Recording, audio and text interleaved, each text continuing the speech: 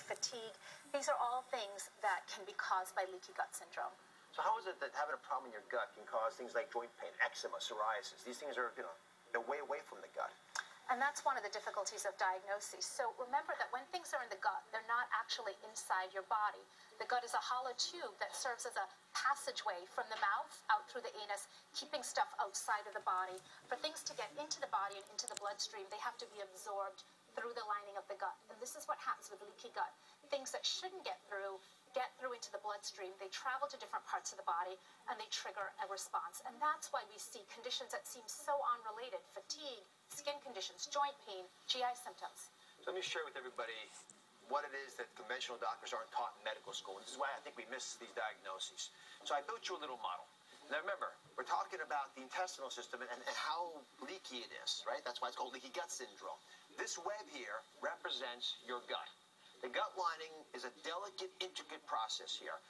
The gut lining protects you from having what's in your mouth go right into your bloodstream. Right? So if I've taken nutrients, which are represented by these little balls here, and I've eaten the right kinds of foods for me, and I pour them into my mouth, they go into my intestines, and what happens? They go through the intestines, they work their way in, and most of them get through into the bloodstream where they're converted to nutrients that your body can use. So food becomes nutrition. That's what you want in your body. What happens if you put toxins in your body? Not knowingly, but let's say you're having a problem with gluten in wheat products, or you've got an issue with something in dairy, and you put these in your body that actually don't normally need to get through the lining. What ends up happening is the lining protects you. What happens with leaky gut is you have the equivalent of scissors. For whatever reason, you've got a problem with these.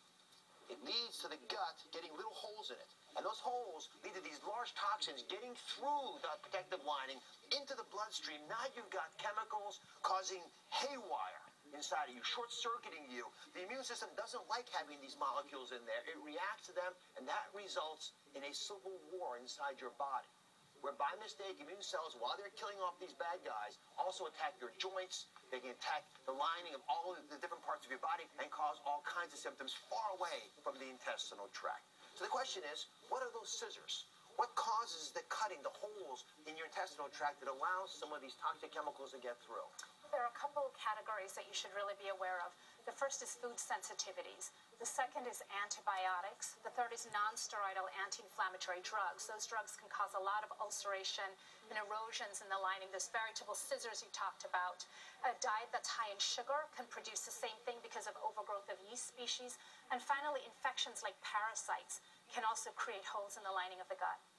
Folks, look at that list behind me. You see them all? I've got news for you. You control those more than your doctor does. You're going to be more alert to whether you've got a food allergy or you're eating too much sugar or you've maybe pushed for antibiotics when you had a little sniffle. These are things that the people who watch the show control as much as their doctors or more than their doctors do. So it's a two-way street. I think together we make this happen. We change this. We create a conversation where none would have occurred. So here's a question. Would you know if you had leaky gut syndrome? Could it be possible you have it and not know it? Well, up next, the one test every woman needs to take to find out.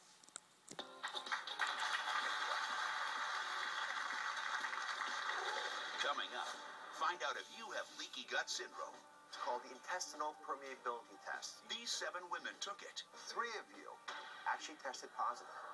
What you can do and what to avoid. Something was given that may have actually been making the problem worse. It can. That's straight ahead. Promotional